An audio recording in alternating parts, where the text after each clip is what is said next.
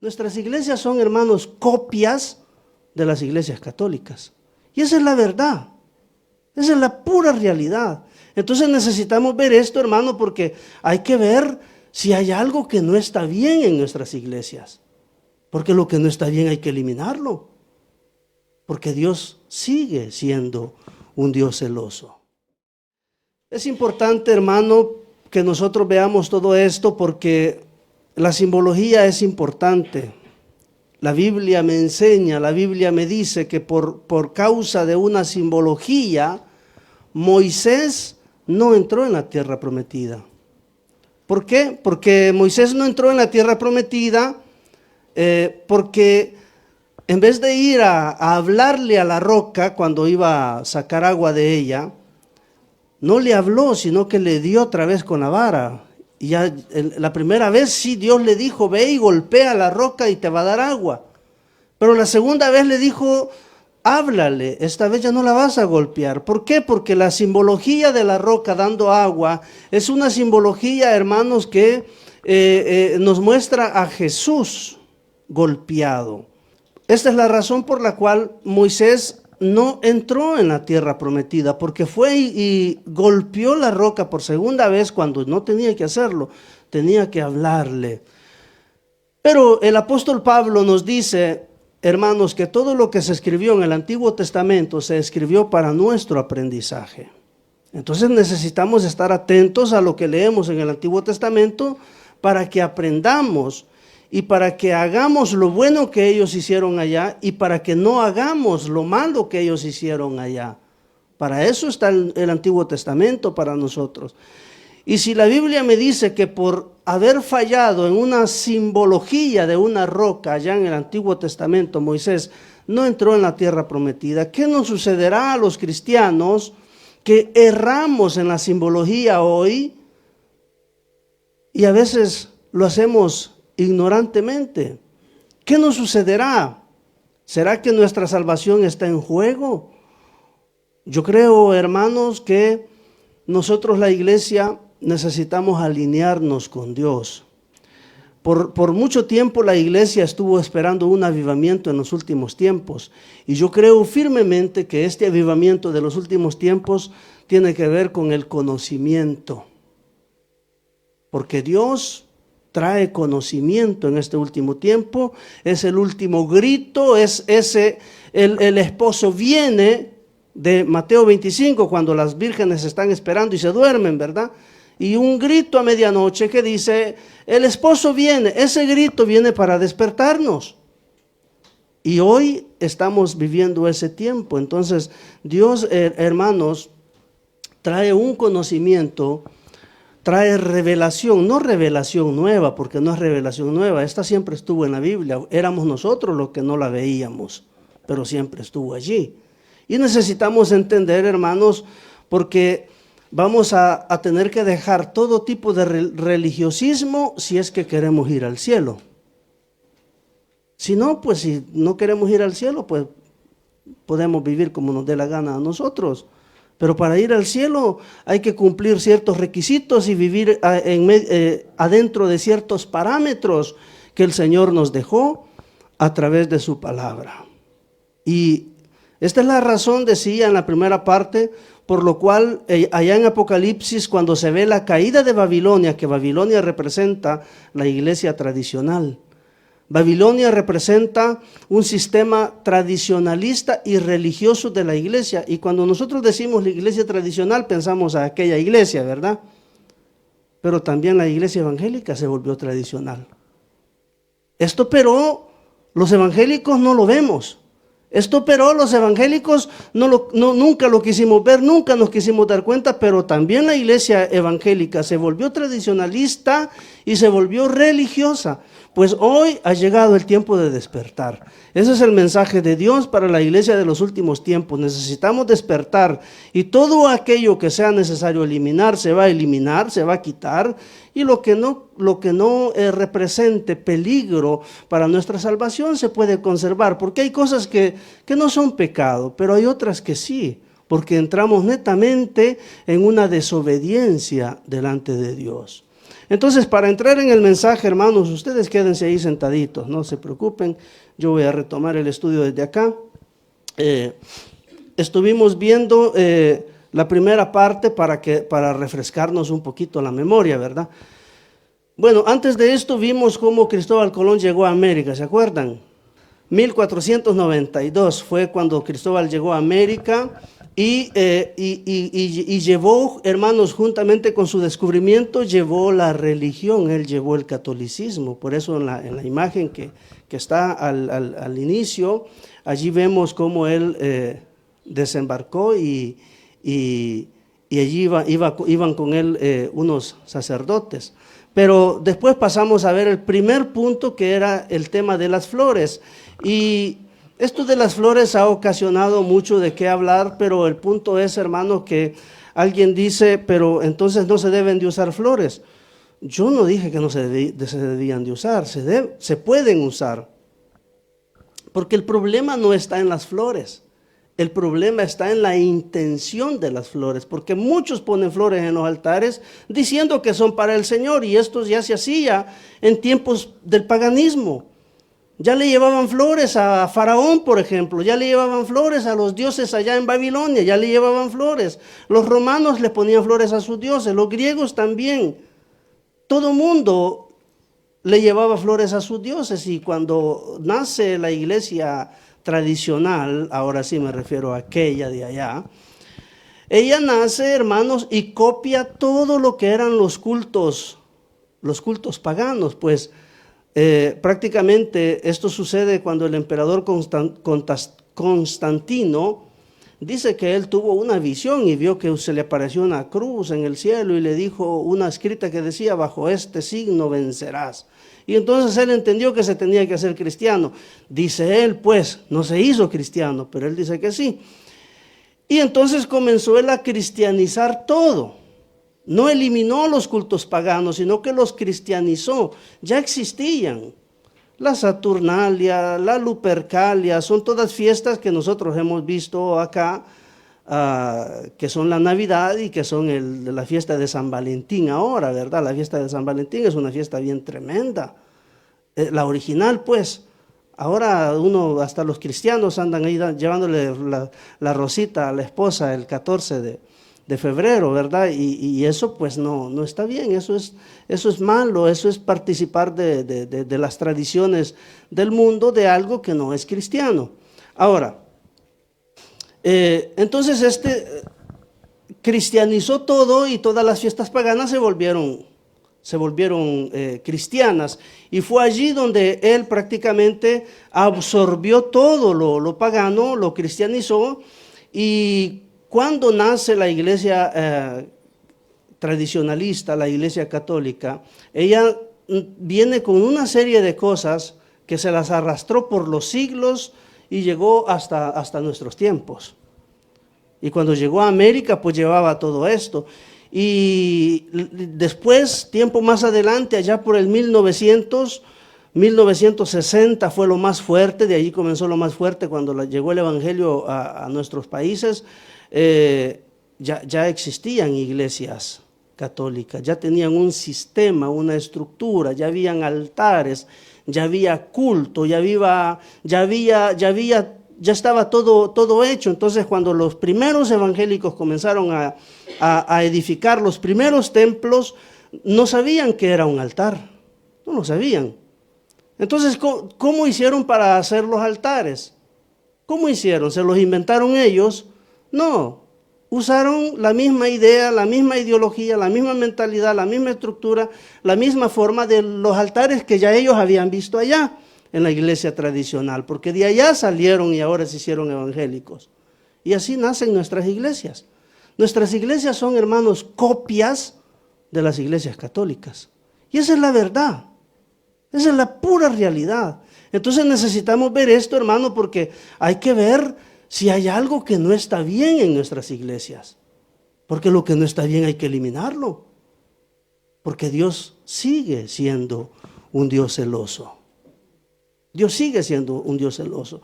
Ahora, con todo esto que yo estoy hablando y enseñando, repito, No estoy diciendo que no se van a poner flores, no, pero ya no las voy a traer diciendo que son para el Señor, volviéndolas parte del culto. Si vamos a poner flores, las vamos a poner para embellecer el lugar, para adornarlo, porque nos gusta verlo adornadito, decía, como cuando a veces hay familias o hay personas que en sus casas ponen floreros, ¿verdad? ¿O no? Pero cuando ponen floreros en sus casas no dicen, aquí le voy a poner flores al Señor. No, ¿verdad? Pues en la iglesia tampoco. Las ponemos para nosotros aquí, no para el Señor. Y eso tiene que ser claro. No es pecado usar flores, se pueden usar, pero siempre y cuando se haga con sobriedad, sin exageración. Y cuando tal vez la ocasión lo demande, porque tampoco no es necesario usar forzosamente flores en el culto. Entonces estuvimos viendo este punto que tiene que ver con las flores, una verdad histórica que casi nadie conoce, y vimos aquí que antes del cristianismo ya se ofrecían flores a los dioses paganos. Ahí estuvimos viendo un poco sobre Roma, Grecia, Egipto, Babilonia y la Mesopotamia, donde ya habían flores a los dioses. Este es un culto que siempre ha existido, y si uno es curioso va a investigar y encuentra todo, porque todo esto, como ya dije, pues no está oculto. ¿Cómo pasó? Aquí está donde se cristianizaron todos los templos paganos y se pasó de dioses antiguos a dioses modernos, ¿verdad? Lo antiguo pasó a lo moderno, se cristianizó prácticamente, y aquí esto lo estuvimos ya viendo, no vamos a perder mucho tiempo en esto, y vemos cómo los altares que no son evangélicos y que se ven claramente, nos muestran cómo se parecen, pero mucho a los nuestros. Y es que no es que se parecen los de ellos a los nuestros, son los nuestros los que se parecen a los de ellos. Fíjese cómo están las cosas. Y erróneamente también siempre este siempre es parte del mismo culto tradicionalista de allá, de llevar flores a los muertos, porque las flores eran para los muertos, pues para los dioses, que después en la iglesia tradicional todos los muertos se vuelven santos, porque según la mentalidad de ellos, si yo me muero me hago santo. Cuando la Biblia dice que yo soy santo en vida, ya muerto, pues sí, sigo siendo santo tal vez, pero un santo muerto, pero también en vida si yo viví para Dios. A todos los santos, dice Pablo cuando escribe sus cartas, saludos a todos los santos, y los santos están vivos, de los que Pablo está hablando cuando escribe sus cartas. Ahora, entonces erróneamente también esto es parte del culto, también el punto que vamos a ver es un punto donde se le hacen altares a los muertos también, sobre todo en funerales. Pero llegó el protestantismo y también vino y heredó lo que vio allá, pues, como ya dije al principio, de dónde él iba a recibir la información para hacer altares. ¿De dónde? Si nunca existieron antes. Lo que existieron fueron templos y altares católicos, que fue donde la iglesia cristiana comenzó a copiar todo. Y nosotros seguimos la misma línea, porque cuando usted se convirtió y llegó a una iglesia, ya encontró flores en el altar, ¿verdad? Cuando yo me convertí ya encontré flores en el altar. Pero y el que las puso ahí, ¿quién le dijo que había que poner flores en el altar? Es que cuando él se convirtió también ya encontró flores en el altar. Pero ¿quién fue el primero que las puso? ¿Por qué se tomó esa línea? Entonces, pero dejemos las flores en paz. Vamos a pasar a la parte 2, y para esto vamos a leer, usted quédese sentado, hermano. Vamos a leer Mateo capítulo 27, versículo 45 al 50, que está allí en la diapositiva. Mateo 27, versículo 45 al 50, dice así. Aquí, hermanos, para que entendamos el contexto, aquí estamos en el momento de la muerte de Jesús. Jesús está crucificado en este momento. Y mientras Jesús está crucificado, dice el versículo 45, y desde la hora sexta hubo tinieblas sobre toda la tierra hasta la hora novena. Así dice, ¿verdad? Me imagino que ya esto pues ya lo hemos leído con anterioridad. ¿Quién no ha leído estos versículos? Entonces dice que desde la hora sexta hubo tinieblas sobre la tierra hasta la hora novena. Cerca de la hora novena, Jesús clamó a gran voz diciendo: Elí, Elí, lama sabactani, o lama sabactani. Esto es: Dios mío, ¿por qué me has desamparado? Algunos de los que estaban allí decían al oírlo: a Elías llama este. Y al instante, corriendo uno de ellos, tomó una esponja y la empapó de vinagre y poniéndola en una caña le dio a beber. Pero los otros decían: deja, veamos si viene Elías a librarle. Y es que él no estaba llamando a Elías, ¿verdad? Versículo 50, mas Jesús, habiendo otra vez clamado a gran voz, entregó su espíritu. 51 dice: y he aquí, el velo del templo se rasgó en dos, de arriba a abajo. Hasta esto es importante, fíjese, porque no se rasgó de abajo para arriba, sino que de arriba para abajo. Y la tierra tembló y las rocas se partieron. Y se abrieron los sepulcros, y muchos cuerpos de santos que habían dormido, que habían muerto, se levantaron, y saliendo de los sepulcros después de la resurrección de él, vinieron a la santa ciudad y aparecieron a muchos. Ayúdeme a orar para poder dar inicio a este estudio. Señor, gracias te damos en el nombre de Jesús. Ayúdanos, Señor, a poder meditar en tu palabra. Ayúdanos, Señor, a poder entender lo que tú nos quieras decir, Señor. Ayúdanos, Padre mío, para que nuestros ojos, Señor, sean abiertos y toda venda caiga, Señor, en cada uno de nosotros, Señor, los que queremos agradarte a ti. En el nombre de Jesús te lo suplicamos. Amén y amén. Vamos a estar hablando del punto 2, que son las cortinas del altar y el velo que Dios rasgó. Ahora, una de las decoraciones más comunes en los altares son los arreglos de cortinas. Eso es lo que más comúnmente vemos en las iglesias cuando nosotros vamos a cualquier tipo de iglesia, pues. Y todos hemos hecho así, pero ¿por qué hemos hecho todos de esta manera? ¿Por qué lo hemos hecho? Porque cuando nosotros nos convertimos ya encontramos cortinas en las iglesias. Ya las habían puesto. Pero el punto es, amados hermanos, que necesitamos entender qué simbolizan esas cortinas. ¿Son solo decoración o estamos reconstruyendo algo que Dios destruyó para siempre? ¿Qué es lo que está sucediendo? ¿Qué es lo que estamos haciendo nosotros cuando ponemos cortinas? Mire, en la Biblia el velo del templo no era un adorno, era una barrera, era algo que delimitaba. Dios decía: hasta aquí vas a llegar, de aquí para allá ya no podés. Solo un hombre podía pasar una vez al año más allá de esa cortina. Y detrás de la cortina estaba Dios, porque lo que delimitaba esa cortina era el lugar santísimo, donde estaba el arca de la alianza, donde estaba Dios, la presencia, Dios mismo estaba atrás.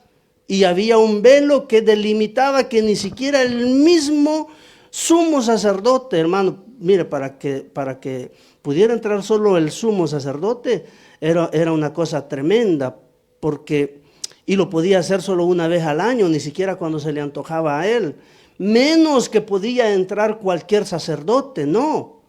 Allá en el Antiguo Testamento, murieron 2 hijos de Aarón, que era el sumo sacerdote, porque ellos se atrevieron a entrar y Dios los mató a los hijos del sumo sacerdote Aarón, porque ellos no podían entrar. Ahora, entonces en la Biblia, en el templo, figuran como una barrera que separaba al hombre de Dios. Era el recordatorio visible de que el pecado nos mantenía lejos de su presencia y solo el sumo sacerdote podía entrar una vez al año. Pero cuando Jesús murió, Dios mismo rasgó el velo de arriba hacia abajo, es decir, de arriba hacia abajo quiere decir que lo rasgó Él desde el cielo y no fue el hombre el que lo quitó, porque si lo hubiera quitado el hombre, entonces se hubiera rasgado de abajo para arriba. Pero se rasgó de arriba para abajo porque el que lo quitó fue Él, fue Dios. Nadie lo rompió, el manto se rompió solo, se desgarró, se rompió. Y lo que está diciendo Dios es: no más separación, no más barrera, no más distancia. Ahora todos pueden acceder. Por eso dice la Biblia que podemos venir ante Él confiadamente, sin miedo, ya sin temor, porque ya no hay velo, ya no hay un telo, una cortina que nos separa de Dios. Ya Dios la rompió, literalmente la rompió, porque eso fue lo que le pasó. Y ese velo, hermano, era un velo particular que ningún hombre podía romper. Si vamos a buscar la historia del velo, era un velo tejido de una manera, hermano, que era gruesísimo. Era un velo bastante grueso que ningún hombre lo podía romper jamás. Pero vemos allí a Dios haciendo este acto irreversible, donde Él lo rompe y si Él lo quitó, pues ya no hay vuelta atrás. Entonces, lo que está diciendo el Señor con esta acción es que Él lo puso al principio y Él lo quita. Porque Dios cierra puertas cuando Él quiere y las abre cuando Él quiere. Y nosotros no podemos ni abrir ni cerrar aquello que Dios cierra o abre. Entonces, en la cuestión del velo es prácticamente lo mismo. Entonces Él abre porque dice: este velo ya no sirve, lo quitó, lo eliminó, lo quitó de en medio. Pero Él lo quita de en medio y más adelante cuando se cristianiza todo, la iglesia tradicional volvió a levantar cortinas simbólicas, no con la intención de dividir doctrinalmente, porque no lo hace como para dar una mala enseñanza, sino que netamente, hermano, ellos lo hicieron para crear un ambiente sagrado, un ambiente místico, porque se caracteriza la iglesia tradicional por lo místico, se caracteriza por lo sagrado, pues cualquier cosa es venerada allá. Entonces este velo, esta cortina fue retomada por ellos, inspirados también por cultos paganos, porque en el paganismo también se usaban los velos. Ahora, lo que pasó entonces es que esta tradición que no nace en el Evangelio, sino en la mezcla de prácticas judías y templos paganos, donde las telas delimitaban espacios para sus ídolos. Para esto servían las telas. Nacía prácticamente, hermanos, un altar. En el paganismo, si se iba a poner un santito o la imagen de un diosito de ellos, de piedra o de madera o lo que fuera, se preparaba el ambiente, se ponían flores, se ponía un mantel o una tela cualquiera, se ponía. Pues sí se hacía un altar y ahí es donde nace la idea del altar que utilizó la iglesia católica, pero para el pueblo de Dios, eso Dios lo eliminó. Dios lo eliminó. Ahora, Encontramos en la historia, hermanos, mucha similitud entre lo que Dios hizo y lo que hicieron los dioses paganos. Hay mucha similitud, mucha. Pero esta similitud es el intento de Satanás de engañar a la humanidad. Porque el diablo toma lo verdadero, lo distorsiona un poco y lo presenta a la humanidad, y la humanidad pues vive engañada. Un ejemplo de esto es Jesús, el Jesús Sol. ¿Por qué los incas, los mayas, los aztecas, todas las civilizaciones adoraban al sol?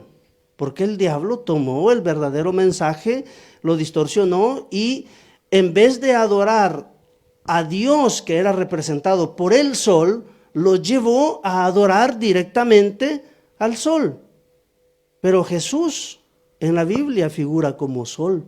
Él es el sol de justicia, dice Malaquías. Jesús es el sol de justicia.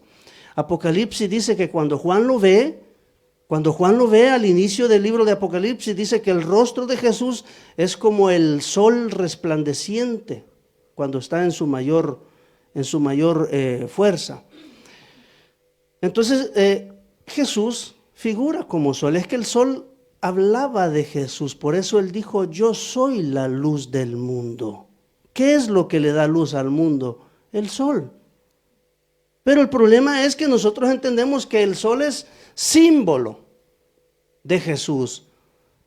El diablo, que hizo, llevó a la humanidad a adorar directamente al símbolo y no a aquel que eso representaba. Nosotros lo entendemos, hermanos, porque tenemos a Dios. Pero el mundo que no tiene a Dios no lo entiende. Y entonces adora piedras, adora madera, adora telas, adora flores, todo adoran. Porque no entienden, pero nosotros entendemos que es puramente simbología. Pero no debemos nunca elevar el símbolo a una divinidad como las flores. No podemos pensar que las flores se volvieron algo parte del culto y algo divino, y que las flores de mi Dios, tratando a Dios como que fuera un Dios pagano. Dios no necesita flores. No necesita flores de nadie, ni nunca las pidió. Pero todos los altares, hermanos, llenos de flores. Y está bien que tengan flores, pues no es pecado, ya lo dije, ¿verdad? No es pecado, pero traerlas y decir que son para Dios, eso sí podría enojar a Dios. Porque esto ya se hizo y era parte de la idolatría. Ahora, esta tradición, que no nació en el Evangelio, sino fue una mezcla de prácticas judías y templos paganos, porque es verdad que había un telo en el templo judío, pero también en los templos paganos se usaba, yéndolo a buscar en la historia. Ahora, donde las telas delimitaban espacios para sus ídolos. Cuando el protestantismo llegó a América, sin querer, cuando llegó la iglesia evangélica, sin querer, porque no fue intencional la cosa, pero sin querer, copió el modelo visual católico, incluyendo cortinas detrás del altar. Y hoy, en cientos de iglesias, o miles, ¿verdad?, de iglesias evangélicas, vemos un símbolo colgado que Cristo quitó para siempre. Entonces el punto es, hermano, lo que yo siempre digo, cuando comencé a ver todo esto, digo, pero ¿qué estamos haciendo? Dios quita y yo pongo. Entonces, ¿del lado de quién estoy yo? ¿Del lado de Dios o del lado del diablo? ¿De qué lado estoy yo? Entonces, ante todo esto, hermano, la pregunta es inevitable. Si Dios rasgó el velo, ¿por qué la iglesia está cosiéndolo otra vez? Dios lo rompe y nosotros llegamos con hilo y aguja a recoser ese velo que Dios rompió. Nosotros lo estamos reparando. ¿Por qué? Yo que considero que Dios me ha dado un poquito de inteligencia, un poquito, porque no me ha dado mucha, pero un poquito sí, para entender lo que no es correcto. Yo entiendo, conforme Dios me va mostrando las cosas, yo las entiendo. Las entiendo. Y hay cosas, hermano, que vamos a ver que se pueden practicar. Lo único que necesitamos hacer es cambio de mentalidad. Traigo flores, pero ya no las traigo pensando que son parte del culto, sino porque vamos a adornar nuestro altar, nuestro local de culto, pero lo vamos a hacer con otra mentalidad. No es pecado. Lo que necesitamos es un cambio de mentalidad.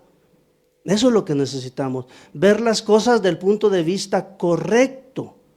Pero hay cosas que sí van a ser eliminadas, porque hay cosas que nos llevan a la enemistad con Dios. Como por ejemplo, el velo en el altar, la cortina. Porque el punto es, hermano, que el problema no es la tela, sino el mensaje que transmite. Es el mensaje que transmite. Una cortina detrás del altar, aunque sea decorativa, comunica distancia, algo oculto, un lugar especial separado del pueblo, pero el Evangelio, o mejor dicho la Biblia, porque no es tanto el Evangelio que lo dice, pero sí, aunque la Biblia dice lo contrario. La Biblia dice lo contrario. Una cortina detrás del altar, aunque sea decorativa, comunica distancia, comunica que hay algo oculto, como allá en el templo de Israel. Porque había una cortina, porque había un velo, porque había algo oculto detrás. Era la presencia de Dios. Y representa un lugar especial,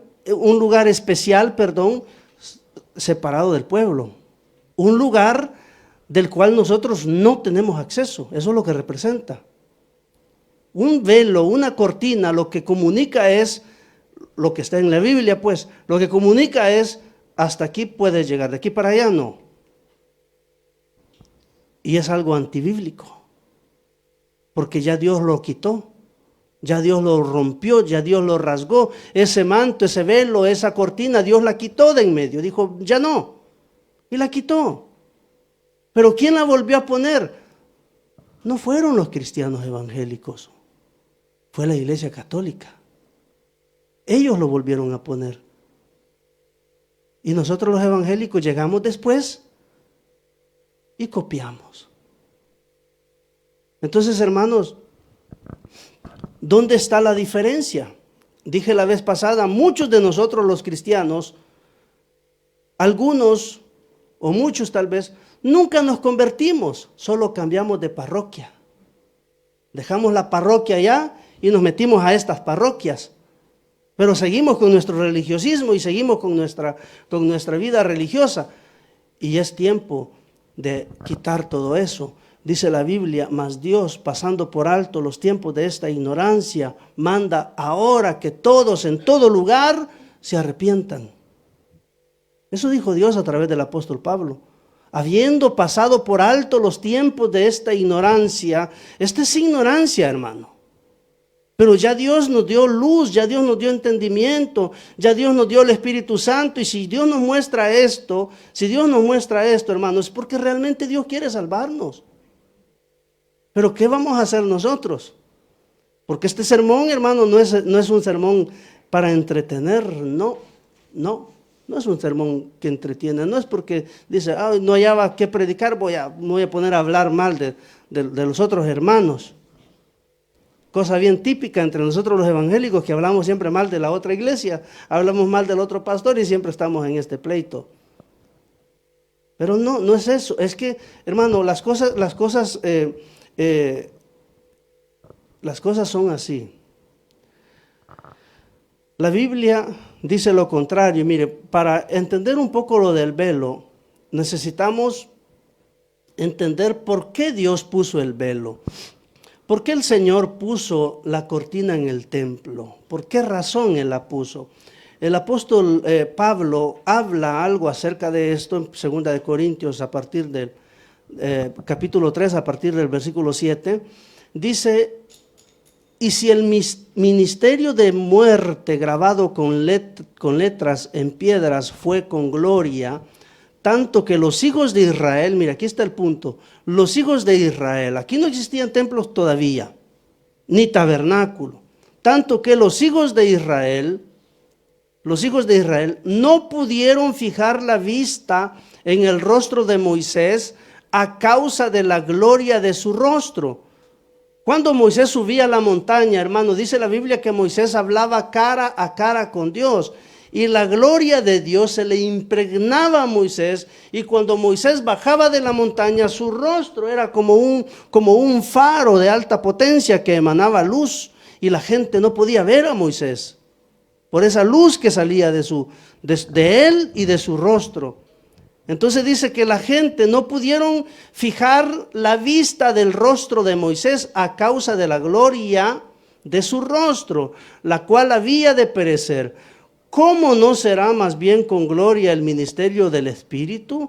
Porque si el ministerio de condenación fue con gloria, mucho más abundará gloria el ministerio de justificación, porque aún lo que fue glorioso no es glorioso en este respecto, en comparación con la gloria más eminente. Porque si lo que perece tuvo gloria, o sea, Moisés, mucho más glorioso será lo que permanece. Aquí, hermano, Pablo habla pues de Jesús. Está hablando del Señor, ¿verdad? De Dios. Comparando las glorias. Si fue glorioso aquello, dice en tiempo de Moisés, ¿cuánto más glorioso hoy para nosotros? Que no tenemos a Dios cara a cara, sino que dice la Biblia que Él se metió adentro de nosotros. Es una gloria infinitamente mayor, pero el punto aquí es que dice, así que teniendo tal esperanza, usamos de mucha franqueza. Luego sigue diciendo, y no como Moisés que ponía, mira, aquí está el punto. Si como la gente no lo podía ver, ¿qué hizo Moisés? Ponía un velo sobre su rostro. Esto está escrito allá en el Antiguo Testamento. Moisés, ¿qué hizo? Tomó un velo y se lo puso en su cabeza y se cubrió el rostro porque la gente no lo podía ver. Esta es la razón por la cual Dios pone un velo allá en el templo, porque no se puede contemplar su gloria. Hermano, una persona común y corriente que no se ha santificado, de hecho cuando Dios iba a hablar con el pueblo, aunque si lo hacía desde la montaña, decía, dile al pueblo que se santifique, porque les voy a hablar. Y si el pueblo no se santificaba, el que no tenía cuidado de santificarse, de prepararse para ese encuentro con Dios allá en la montaña, moría, se moría. Y ese es el punto por el cual el velo. Ahora, Moisés entonces se ponía un velo sobre su rostro para que los hijos de Israel no fijaran la vista en el fin de aquello que había de ser abolido. Pero el entendimiento de ellos se embotó, porque hasta el día de hoy, cuando leen el antiguo pacto, les queda el mismo velo no descubierto, el cual por Cristo es quitado. Hay un velo, hermano, que representa el velo del templo, que sigue puesto allí para todo aquel que no se acerca a Dios. Ese velo sigue puesto para todos aquellos hermanos que no quieren tener nada que ver con Dios. Sigue puesto. Pero cuando uno recibe a Cristo y uno se convierte de verdad, Cristo quita ese velo. Es un velo. Ahora, y aún hasta el día de hoy, cuando se lee a Moisés, el velo está puesto sobre el corazón de ellos. Pero cuando se conviertan al Señor, mire, cuando se conviertan al Señor, el velo se quitará.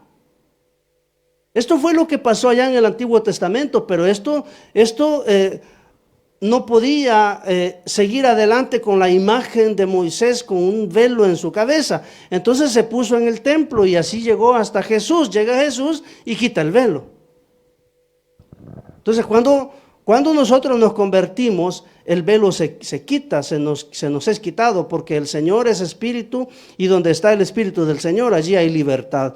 Por tanto, nosotros todos, mirando a cara descubierta como en un espejo la gloria del Señor, somos transformados de gloria en gloria en la misma imagen como por el Espíritu del Señor. Entonces, en estos versículos entendemos, hermanos, el porqué del velo. ¿Por qué se lo puso Moisés? Porque la gente no lo podía ver. Con velo la gente sí lo podía ver, primero. Segundo, la gente, por causa de la gloria que emanaba Moisés, la gente podía hacer de Moisés un ídolo. Por esta razón también el diablo quería el cuerpo de Moisés cuando se murió. Dice la Biblia que estuvo peleando el diablo con Dios por el cuerpo de Moisés. ¿Por qué quería el diablo el cuerpo de Moisés? Porque lo quería hacer un ídolo. Quería hacer de él un ídolo. Y por esta razón también Dios lo cubre. Dios siempre ha tenido, hermano, problema con la idolatría. Siempre. Ahora, imagínese usted que nosotros nos vamos a poner a idolatrar un altar. Eso es pecado. Eso es pecado, hermano. El altar no es nada más y nada menos que una plataforma que uno la utiliza pues por cuestiones, ¿cómo se dice? Se me escapó la palabra. Por cuestiones de organizativas, por cuestiones de culto, porque ni modo que no haya nada, ¿verdad? Tiene que haber algo donde uno se coloque para hablar a los demás. Es lo mismo que un teatro. ¿Han visto los teatros? Hay sillas y hay una plataforma y no lo que está arriba en el teatro no es sagrado, ¿verdad? ¿Y por qué esto sí? Porque aquí está Dios. No, Dios está en nosotros. Dios está en ustedes.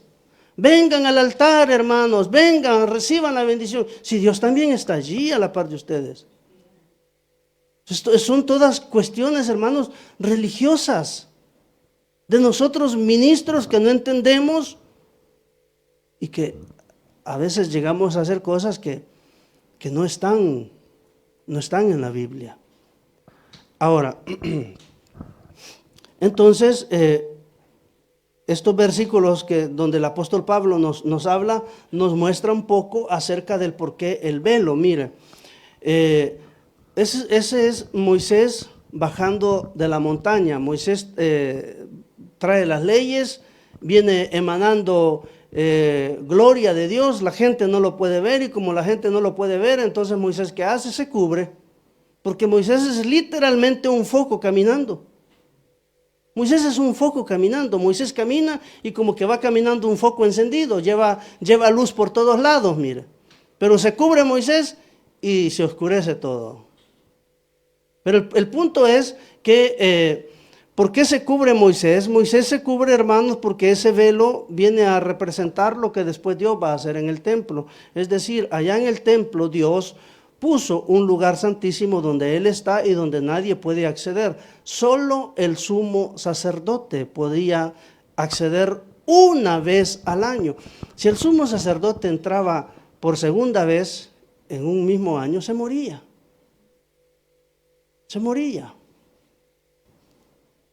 El sacerdote podía entrar cuando Dios decía que podía entrar. Y ahí está esa cortina, ese velo que del otro lado está Dios. Está la presencia de Dios, donde solamente Él podía acceder. Pero esa cortina que vemos en la diapositiva, esa cortina, cuando el Señor muere, esa cortina es literalmente rota, es quitada,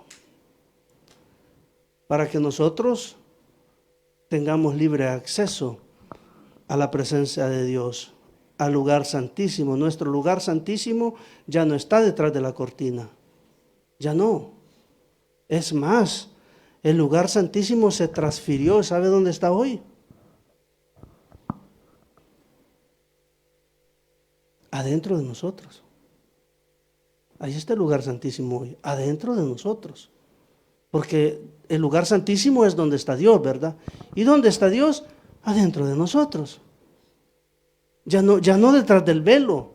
Entonces, el punto aquí es, hermano, que Dios quita algo y nosotros queremos volverlo a poner. Ya se me va acabando el tiempo, tengo que correr un poquito. Algunos ejemplos de arreglos de cortina según la iglesia tradicional. Mire, para que nosotros veamos, evangélicos creo que ni puse ninguno porque al final ya los conocemos todos. Pero mire, para que veamos un poquito cómo se ven incluso esos arreglos que a veces se ponen en los techos así, ¿verdad? Algunas iglesias los usan, iglesias evangélicas lo usan, esos arreglos así en el techo. Una copia todavía más idéntica a la iglesia tradicional.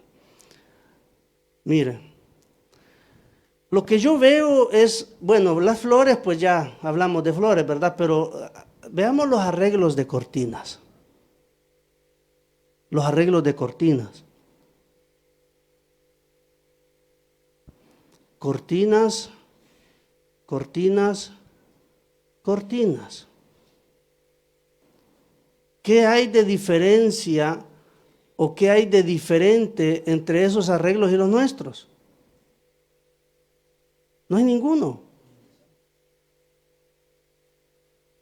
Sí, hoy el santo es el pastor, ¿verdad? Hoy el santo es el pastor. Sí, hermano, y ese es otro, ese es el siguiente punto, porque el santo muchas veces se volvió el pastor. Sí, porque muchos idolatran al pastor y el pastor se cree ídolo también. Y ese es el otro punto cuando hablemos de por qué los altares se hacen un poquito elevados. También tiene que ver con eso. Pero mira, aquí todo con arreglos de cortinas, ¿verdad? Todos con arreglos de cortina, mira. Y ese lo tomé porque un poco me dio curiosidad o me llamó mi atención, mejor dicho, las columnas romanas allá atrás. Y encontré varios que usaban las mismas columnitas romanas con los floreros encima, como muchas de nuestras iglesias evangélicas, pues no nuestras, sino de nuestras iglesias cristianas evangélicas.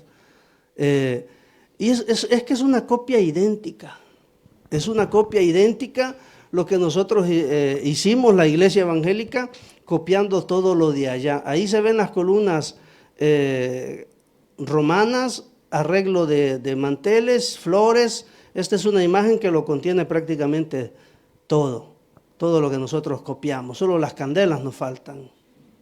A ver cuándo pone la iglesia candelas también. Entonces, este es el punto, hermano, del velo atrás de los altares, es que nosotros necesitamos entender que Dios lo eliminó. ¿Quién puso o quién trajo de regreso los arreglos de cortinas a los altares? Fue la Iglesia Católica. No fue algo de Dios. Ahora, ¿por qué Dios nunca dijo nada? Diremos nosotros, ¿verdad? ¿Por qué el Señor no regañó? Hermanos, hay muchas cosas que Dios no las ha dicho. Nunca las dijo. Porque lo que Dios ha hecho es dejarnos su palabra. ¿A dónde encuentro yo que Dios quitó el velo? En la Biblia. Ahora, si yo lo quiero seguir poniendo, ¿por qué Dios tiene que estarme diciendo a cada rato, esto lo vas a hacer, esto no, esto sí, esto no, esto sí, como que fuéramos niños? Eso Dios no lo hace ni lo va a hacer. Para eso Él nos dejó la Biblia. Si nosotros no la queremos leer y si nosotros no la queremos estudiar, es muy problema de nosotros. Porque en vez de leer la Biblia, lo que hacemos es hacer lo que todos hacen. Eso es típico en la iglesia. Se convierte un hermano, se convierte hoy y comienza a ver qué hacen los demás. Y lo que hacen los demás, eso se pone a hacer él también. Cuando Dios nos dejó la Biblia para que nosotros aprendamos a vivir para Él. a vivir una vida que le agrada a Él. Ahora, si yo quiero vivir una vida como me da la gana a mí, pues ese ya es otro discurso, ¿verdad? Me quedan como 12 minutitos, vamos a ir rápidamente a ver. Mire, ahí están las columnas, mire. Las columnas romanas, los floreros, el arreglo de cortinas y todo. Ahí solo falta el pastor dando vueltas ahí atrás predicando, en lugar de la Virgencita, ¿verdad? Pero es igual, es idéntico, es la misma cosa. No hay diferencia, no hay diferencia.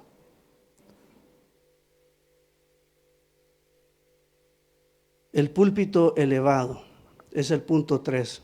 Autoridad o servicio.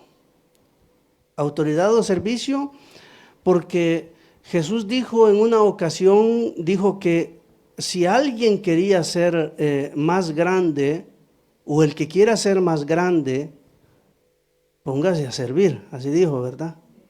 Póngase a servir. Si alguien quiere ser más grande, póngase a servir. Pero el punto es, hermano, que los altares siempre se hicieron elevados, los altares siempre se hicieron con gradas, los altares siempre se hicieron, excepto, hermano, los altares de aquellas iglesitas que se hacen en casas a veces, ¿verdad? Porque hay iglesias que están en casas, y ahí pues no hay modo de hacer tarimas, se queda así. Pero cuando se construye o se hace un templo o se dedica a un lugar que no es vivienda sino solo templo, siempre se usa hacer la tarima, ¿cómo se llama? La plataforma para poder hacer el culto. ¿Y eso es malo? No, malo no es. Lo malo es como lo utilizo yo. Porque aquí de lo que quiero hablar, hermanos, es del púlpito elevado, de la plataforma elevada que nos lleva muchas veces a nosotros, los cristianos, a pensar que si subimos aquí, si como físicamente pues nos ponemos en una posición un poquito más elevada, y muchos de nosotros nos creemos que estamos arriba de los demás.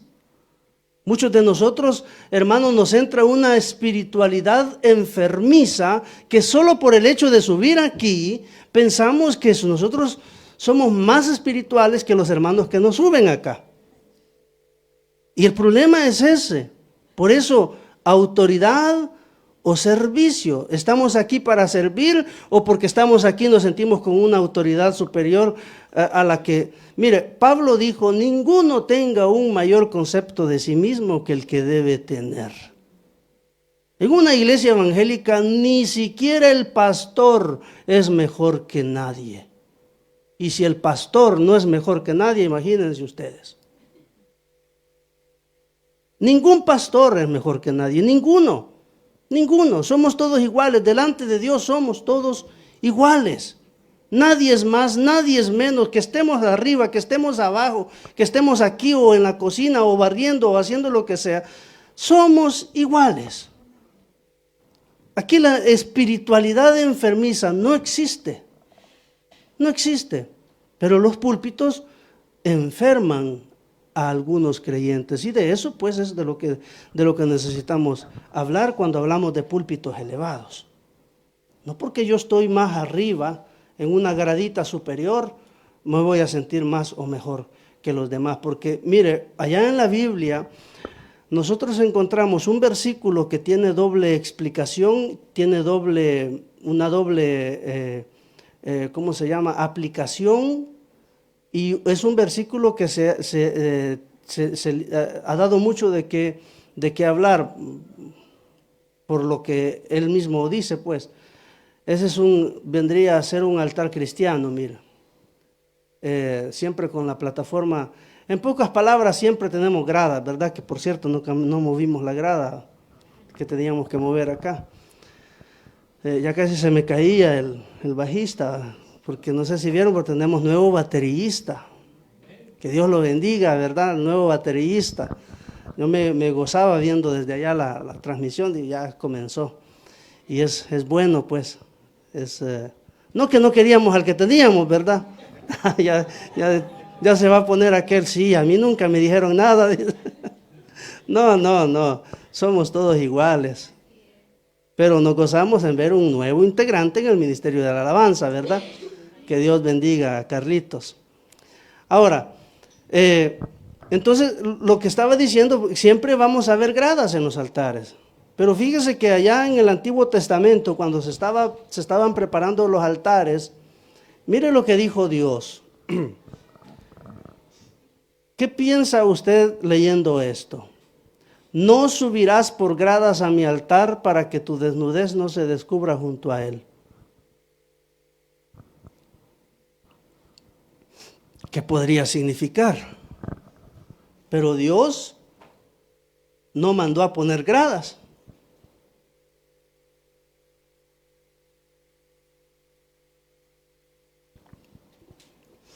Las explicaciones son dos. Las túnicas de los hombres no eran las mismas de las mujeres. Y algunos sacerdotes, pues, subiendo gradas, podrían tal vez dejar ver un poco de su desnudez, pero a mí esta explicación no me convence mucho. También Dios mandó a los sacerdotes a que, dice literalmente la Biblia, no sé si ustedes lo han leído, dice que los calzoncillos del sacerdote tenían que ser de lino fino, así dice. Y nosotros, ¿verdad, hermanos? Los ministros de hoy no usamos nada de eso. No, es que tampoco se debe, hermano. No, ya me estoy saliendo del tema. No, entonces lo que este versículo, una explicación que a mí no me convence mucho es esa, que el sacerdote subiendo y los que están abajo, como en algunas iglesias, que ahí se aplicaría este versículo, porque están circulando videos en internet donde las plataformas están elevadas, los hermanos están allá abajo y pastoras predicando en minifalda, predicando. Venga, hermano, lo voy a bendecir, y casi que se le ponen por encima de él y ella con minifalda.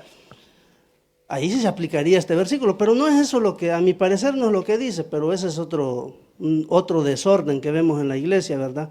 Mujeres, las pastoras sexy le llaman en la red, que están bien de moda hoy. Pero el punto, hermano, que a mi parecer no es eso, porque la Biblia, como ya dije, pues el que nos la explica es Dios. Y yo estoy más por lo que el Señor me hizo entender a mí. Esto no lo leí, sino que el Señor prácticamente me lo dijo, me lo reveló en mi mente. Yo pienso que es la cosa más lógica, más correcta. Cuando Adán y Eva descubrieron su desnudez al pecar.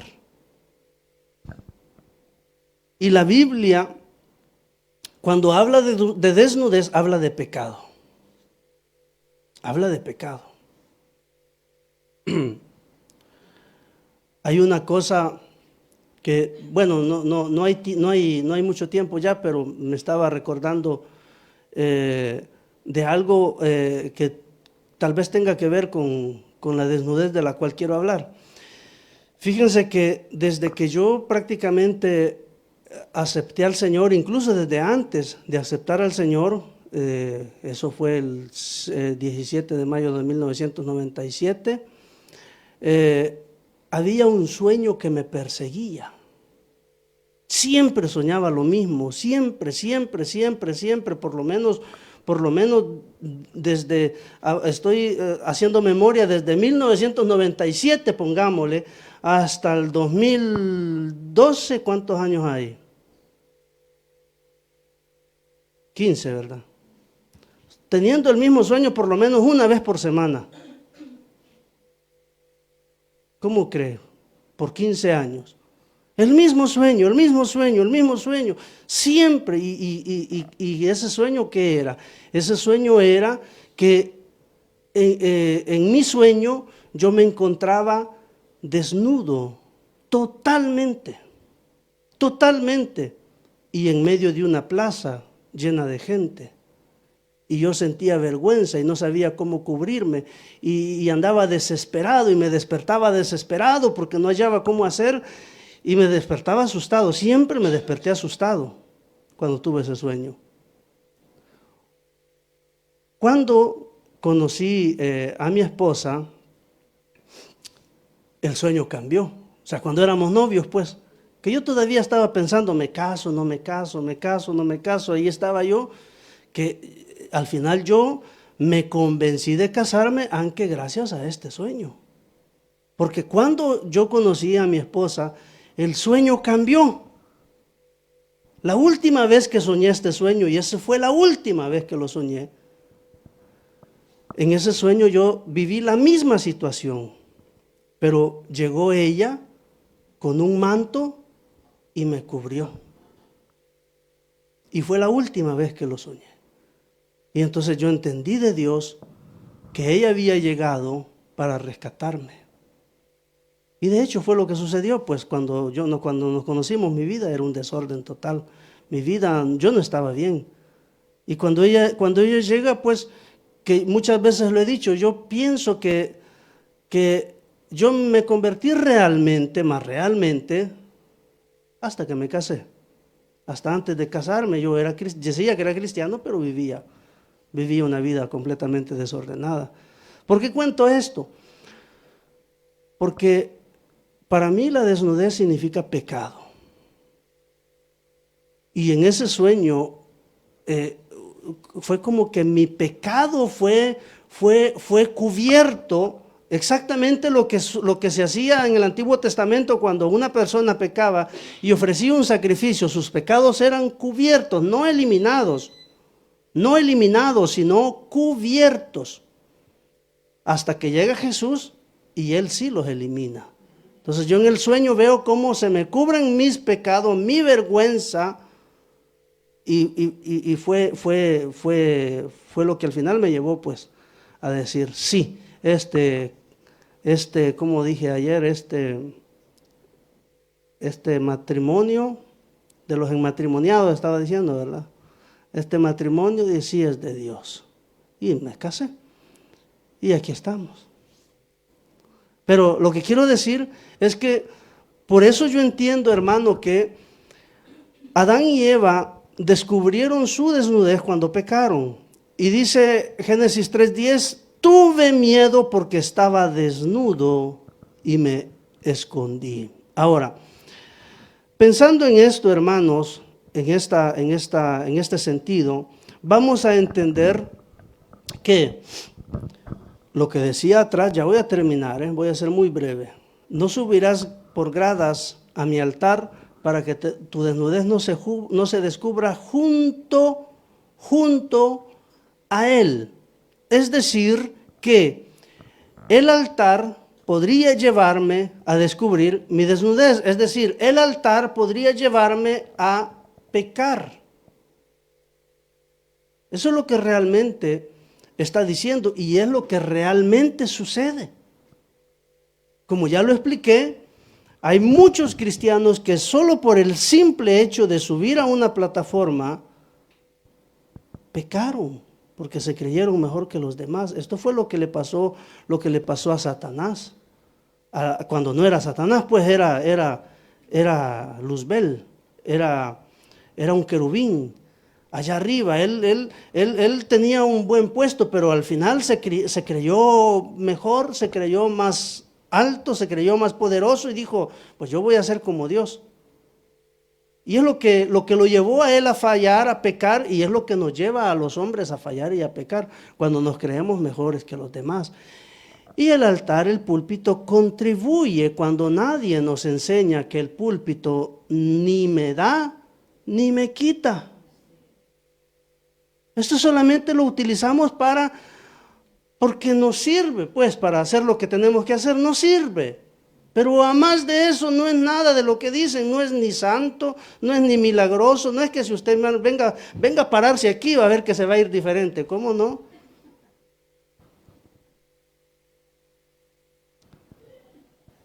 Dicen que aquí está Dios. Dios no está aquí, Dios está adentro de mí y adentro de usted.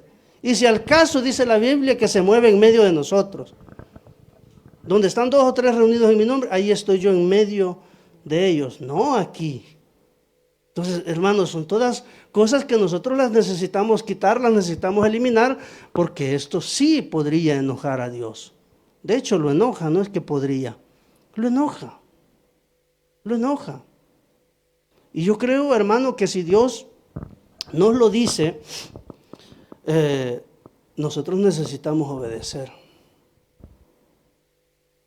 Yo le pido al Señor que Él haga lo que Él quiera con esta enseñanza y que la lleve hasta donde Él quiera a través de internet, que llegue a otras personas, pero cada quien, al que Dios le hable, pues que juzgue si Dios le está hablando o no. Pero yo creo que si Dios nos muestra y nos dice y nos habla y nos enseña, es porque Él realmente está interesado en nosotros. Y las flores las vamos a conservar, no es pecado. Pero yo creo que insistir poniendo algo que Dios tan claramente quitó, como lo es las cortinas, yo creo que esas no deberíamos ponerlas. No deberíamos. Nunca, en ninguno de los casos. Y de hecho, pues, yo personalmente no las vuelvo a poner. Yo. Porque eso es lo que entiendo de parte de Dios. Ahora, hay muchas formas de hacer una plataforma. No, ¿es necesario poner cortinas? No, ¿por qué? No es necesario. Máximo cuando entendemos que Dios ya la quitó y nosotros la queremos volver a poner de regreso. Más peor, dijo aquel. Ahora, ya estoy terminando, hermano. Este pecado es el de descubrir la desnudez en el altar, ¿verdad? O sea, el pecado de lo que le pasó a Adán y Eva. Tuve miedo porque estaba desnudo y me escondí. Ellos descubrieron su desnudez al pecar, descubrieron su desnudez. Entonces, no subirás por gradas a mi altar para que tu desnudez no se descubra junto a él. Yo lo interpreto, no subirás por gradas a mi altar para que tu pecado no se descubra junto con él. Pero obviamente, hermano, esto tampoco quiere decir que no vamos a poner gradas, ¿verdad? Es que esto es una cuestión de nuestra mentalidad. Necesitamos cambiar nuestra mentalidad. ¿Qué es lo que estoy diciendo? No tengo que permitir que el altar me vuelva o me lleve a creerme yo mejor que otros porque yo estoy en el altar. No. Al contrario, la Biblia dice que los que iban al altar eran los que iban a ser sacrificados.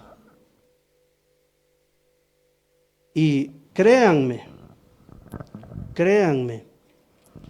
que lo vil y lo menospreciado escogió Dios para avergonzar a los sabios. Lo que no servía. Dice la Biblia que Él levanta del polvo al menesteroso y del muladar. ¿Cómo era? Ya mi cebola, dijo el chavo. Él levanta del polvo al caído, y al menesteroso del muladar. Y el muladar era excremento, era popó o pupú. Eso es el muladar. De allí nos sacó el Señor. ¿Por qué no vamos a creer ahora buenitos, santitos, mejorcitos? Aleluya, decimos. No, hermanos, gracias debemos de dar a Dios que no mereciendo, pues nos salvó, nos rescató. Nos salvó, hermano. Mi vida, yo no sé la suya, pero mi vida era un desastre. Yo estaba perdido, y si yo seguía el camino que yo llevaba, tal vez hasta muerto estuviera allá. Mi vida era un desastre, gracias a Dios que me rescató. ¿Por qué ahora me voy a sentir yo mejor que otro solo porque se me dio título de pastor?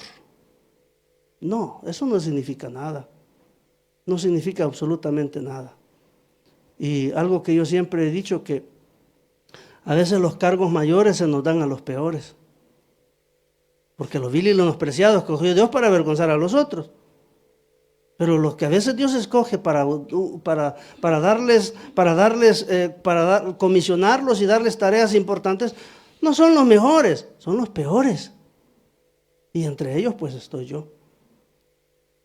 Ahora, este pecado del altar es creerse más o mejor de lo que realmente uno es. Si Dios nos da un púlpito, que sea para elevar su palabra y no para elevar al predicador. La verdadera autoridad espiritual no proviene de la altura del púlpito, sino de la profundidad del corazón. Y aquí vemos, hermanos, en la Biblia que Esdras, un sacerdote hebreo, utilizó el púlpito, utilizó la plataforma. Dice, y el escriba Esdras estaba sobre un púlpito, las otras versiones dicen plataforma, estaba sobre un púlpito de madera que habían hecho para ello. ¿Por qué lo habían hecho? Si uno va a leer, pues Esdras se estaba restaurando, ¿no? Se restauraron los muros que los restauró Nehemías. Y Esdras era el sacerdote o sumo sacerdote que llegó, él fue el que trajo la parte religiosa. Entonces le hicieron una plataforma para que él pudiera hablar, pero en ningún momento Esdras se volvió importante, sino que el púlpito es para elevar la palabra, no al portador de la palabra. El púlpito es para elevar a Dios, no al que está ministrando sobre el altar.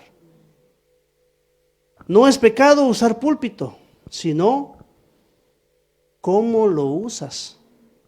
No es pecado. Las flores no son pecado. El púlpito no es pecado. Lo que sí es pecado es cómo nosotros lo utilizamos. Aquí las últimas diapositivas para cerrar, hermano. Estos son iglesias evangélicas, imágenes tomadas del internet. Mire.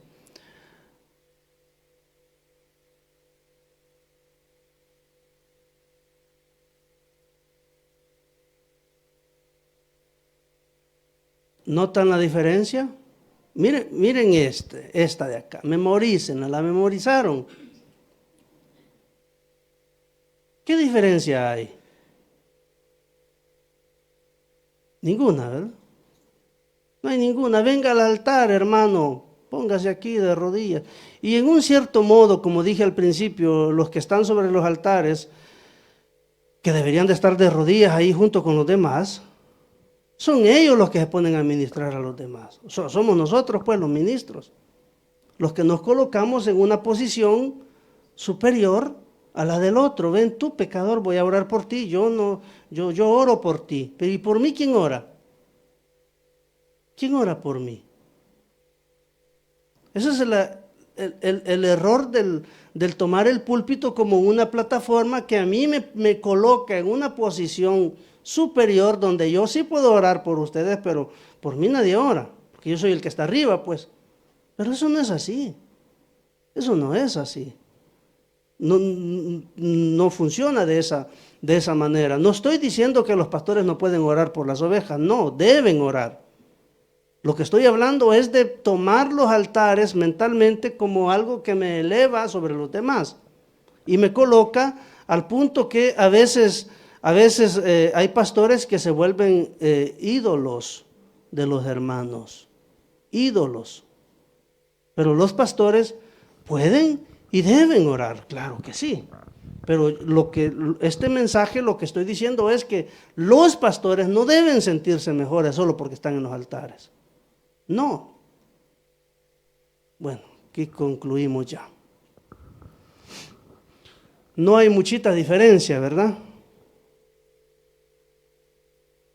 Para concluir, hermano, no debemos dejar o permitir que un púlpito o que una plataforma nos traiga una espiritualidad enfermiza que nos lleve a creernos mejor que los demás. ¿Vamos a seguir usando el altar, el púlpito? Sí, claro que sí. ¿Vamos a seguir usando flores? Sí, claro que sí, pero con otra mentalidad. ¿Vamos a seguir utilizando cortinas? No, claro que no. Pensaron que iba a decir que sí, ¿verdad? No, porque esa yo veo que el Señor la quitó y yo veo terquedad en el hombre al querer poner lo que Dios quitó. Dios dice no y nosotros decimos sí. Dios rompió y nosotros llegamos a coserlo de regreso, ¿verdad? Lo que Dios rompió. Yo considero que no. los manteles en los altares, no. Para mí es estar en contra de Dios, es estar de rebelde, es de decirle, no, yo quiero, Señor, sé que la quitaste, pero yo quiero, se ve bonita. Si esos arreglos, hermanos, hasta en las funerarias los ponen, hasta en las funerarias están. Así como se le llevan flores a los muertos a las tumbas, y así como está la caja ahí en la funeraria y con florcitas, porque también está el altar del muerto. Y nosotros pensando que aquí en el altar, porque hay flores, porque hay cosas, y ahí ponemos todo, ahí está Dios. Porque allá está un muerto, aquí creemos que está Dios.